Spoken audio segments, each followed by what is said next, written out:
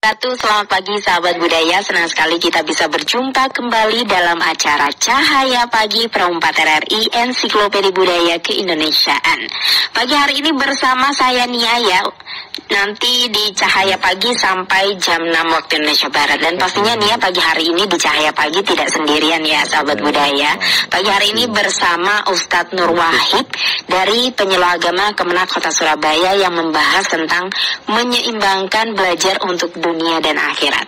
Dan di ujung telepon kita sudah tersambung dengan Ustadz Nur Wahid. Langsung saja kita sapa terlebih dahulu. Assalamualaikum warahmatullahi wabarakatuh. Selamat pagi Ustadz.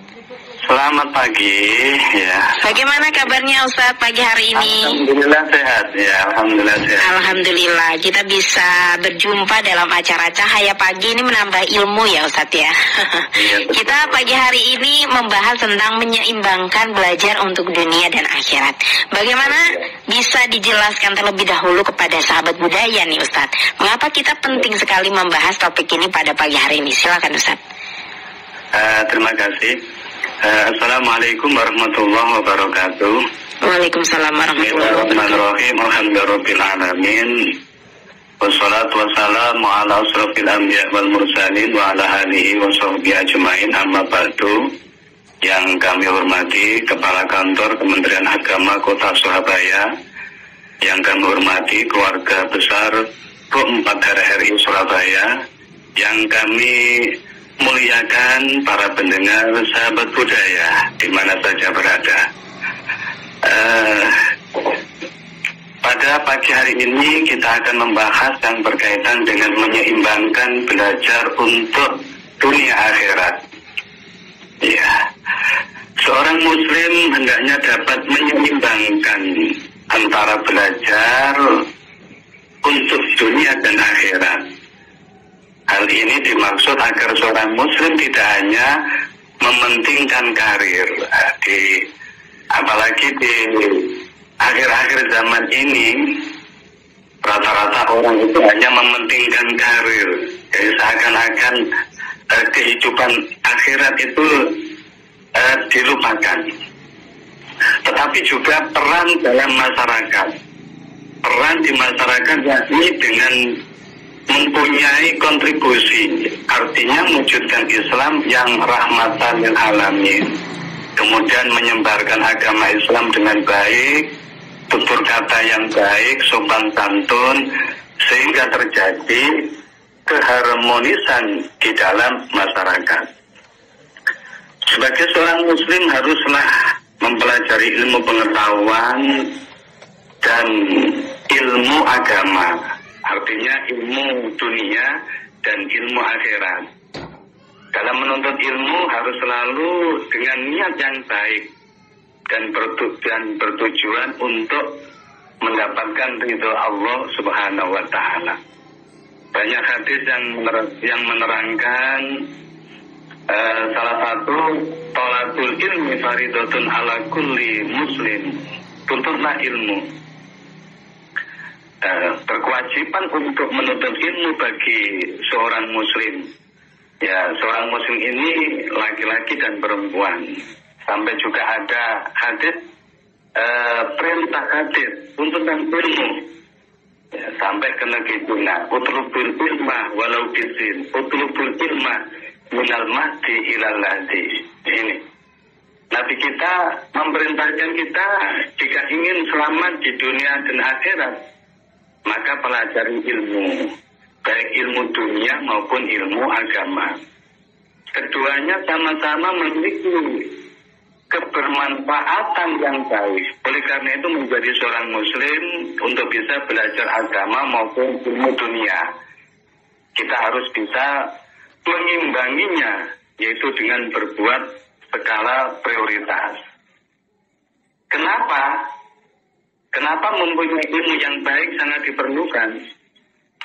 Sebagaimana perkataan Ali bin Abi Thalib radhiyallahu an, yang lebih penting mengejar ilmu daripada harta. Bahwa dengan banyaknya harta belum tentu membuat kita selamat di akhirat. Tetapi dengan banyaknya ilmu, kita akan lebih dijamin selamat dunia akhirat. Untuk mudah memahami ilmu, yang pertama tidak boleh sombong. Hal ini sesuai dengan tujuan Islam, rahmatan lil alamin, yaitu dapat diterima dengan baik oleh semua orang. Dengan adanya kesombongan justru membuat orang lain tidak nyaman dan cenderung menolak. Orang berilmu tidak boleh sombong. Ciri orang yang sombong adalah tidak mau menerima atau mendengar pendapat orang lain. Sekarang ini banyak orang-orang yang memiliki ilmu, akhirnya mereka itu membanggakan dirinya. Kalau tidak dipanggil kiai, tidak dipanggil ustadz, atau mungkin tidak dipanggil dengan titel-titelnya, itu kadang-kadang dia itu marah. Ini merupakan suatu kesombongan. Selain itu, kita juga harus mempunyai tutur kata yang baik dalam menyampaikan ilmu kepada orang lain.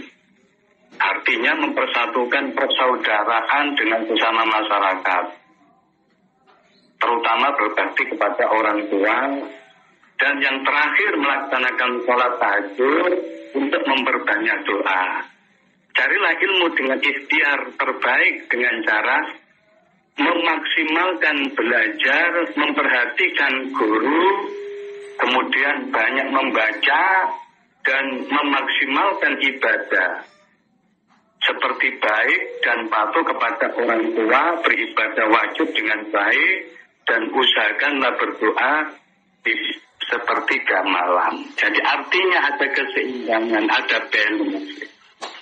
Jadi ada balance. Jadi antara akal, pikiran dengan hati itu ada balance. Jadi saya kira itu ya sebagai mukadimah. Mungkin nanti ada beberapa pertanyaan-pertanyaan yang akan disampaikan oleh sahabat budaya. Oke. Terima kasih. Baik, terima kasih Ustadz Nur Wahid atas penjelasan sedikit tentang menyeimbangkan belajar untuk dunia dan akhirat. Tidak lupa juga kami sampaikan kepada sahabat budaya Ustadz ya, jika ingin bergabung membahas tentang topik kita pada pagi hari ini, bisa bergabung melalui chat WhatsApp di 089 6021-nya 3 kali 968. Mungkin ada satu pertanyaan mungkin ya sebelum kita jeda dulu ya Ustadz ya. Ini mungkin ada beberapa cara begitu yang bisa disampaikan kepada sahabat budaya untuk kita sebagai generasi muda agar bisa menyeimbangkan hidup antara dunia dan akhirat. Apalagi generasi muda saat ini seperti itu ya Ustadz ya, kalau kita sudah melihat banyak sekali yang ikut-ikutan, terus juga mengingat sekarang zamannya udah zaman gadget itu Ustadz. Bagaimana Ustadz menurut pandangan jenengan? Terima kasih ya. Dalam rangka untuk menyeimbangkan hidup antara dunia dan akhirat itu ada 5 cara sebenarnya. Iya. Yang pertama adalah mendahulukan ibadah wajib ini. Artinya salah satu cara untuk membangun kehidupan yang seimbang. Begitu. Yang seimbang bagaimana? Terlebih dahulu melaksanakan ibadah wajib, karena hukum ibadah wajib yakni konsekuensinya dosa bila ditinggalkan. Oleh karena itu kita tuntut untuk mendahulukan yang memperhatikan ibadah wajib, yaitu sholat fardu di awal waktu dan sebagainya. Dan menuntut ilmu ini wajib. Thalabul ilmi faridotun ala kulli muslim, diwajibkan yaitu untuk menuntut ilmu. Karena dengan ilmu mereka akan menjadi orang yang rendah diri, orang yang tidak sombong. Kemudian yang kedua ini menjalankan ibadah sunnah. Setelah kita menjalankan ibadah wajib, tidak lupa untuk mengikuti sunnah-sunnah Nabi, seperti sholat rawatib, sholat duha, sholat tahajud, sholat witir, puasa Senin Kemis. Karena hukum sunnah bila dikerjakan mendapat pahala jika ditinggalkan. Jadi dalam rangka untuk menyeimbangkan antara kehidupan di dunia dan akhirat. Nah, kadang-kadang lupa mereka itu hanya mengejar karirnya saja. Kadang-kadang dia belajar, ini dilupakan ini perbuatan-perbuatan sunnah yang ada kaitannya dengan akhirat. Gitu. Baik. Kemudian bersungguh-sungguh dalam bekerja. Nah, ini yang berkaitan dengan dunianya. Manusia membutuhkan makan dan minum, pakaian, tempat tinggal, sehingga untuk memenuhi hajatnya harus bekerja agar tidak menjadi beban bagi orang lain. Sebagai seorang muslim, kita dianjurkan untuk mencari rezeki yang halal dan tidak boleh menunda-nunda ataupun bermalas-malasan. Sebab Allah itu bangga, yaitu kepada orang yang bekerja keras, tapi ketika dipanggil oleh Allah untuk sholat, itu dia bergegas-gegas. Kemudian berikutnya yaitu menyibukkan diri dengan hal yang manfaat. Salah satu manusia yang merugi adalah orang yang mempergunakan waktunya dengan hal yang sia-sia. Untuk menghindari hal itu, kita perlu mengatur dan mengisi waktu dengan baik. Misalnya, yaitu olahraga secukupnya, bertemu dan bersosialisasi dengan orang terdekat sewajarnya. Jangan menghabiskan seluruh waktu dengan hal-hal yang membawa yang ada tidak ada manfaatnya. Apalagi sekarang ini banyak ya orang ngobrol-ngobrol di kafe dan sebagainya sampai larut malam dan sebagainya. Sehingga ketika mereka bekerja malas, ngantuk dan sebagainya. Kemudian yang berikutnya yaitu bahagia pasti ada duka. Perasaan bahagia dan duka merupakan dua hal yang akan selalu mengiringi perjalanan hidup. Yang harus selalu dilakukan adalah terus mengingat Allah dalam keadaan bahagia dan duka. Nah ini. Jadi ketika kita mendapatkan bahagia juga syukur.